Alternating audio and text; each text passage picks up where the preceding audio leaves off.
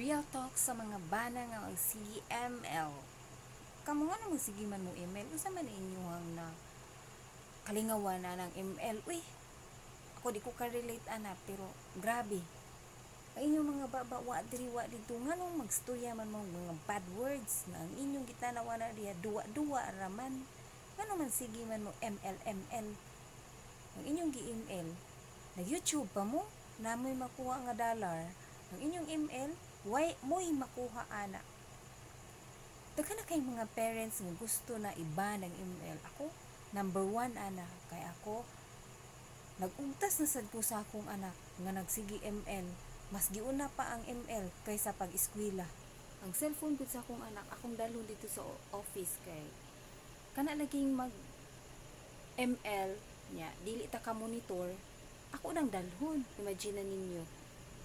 Isa ka tab ug isa ka cellphone akong dalhon-dalhon sa trabahuan. Puno taon akong bag. Kabugat. Hapit na maputo sige dala-dala. Inigabot diha pa sila mag-answer kay kana lagi ang ML.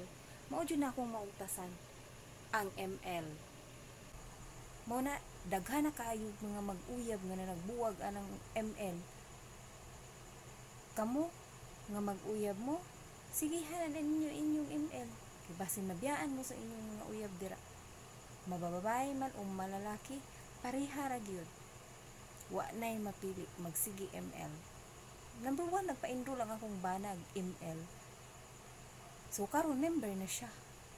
Tira ba masugo? Pabuton pa. Okay say makarelate sa mga mama diha nga or mga asawa nga ang mga bana na adik na sa ML. Comment kay mag asa ta mo adto. Magpundok ta nga mga asawa ug mga mama nga ato nang ipaba ng ML. Real talk niya. So, sa maigo lang, this is Nang Bandens TV. Bye-bye.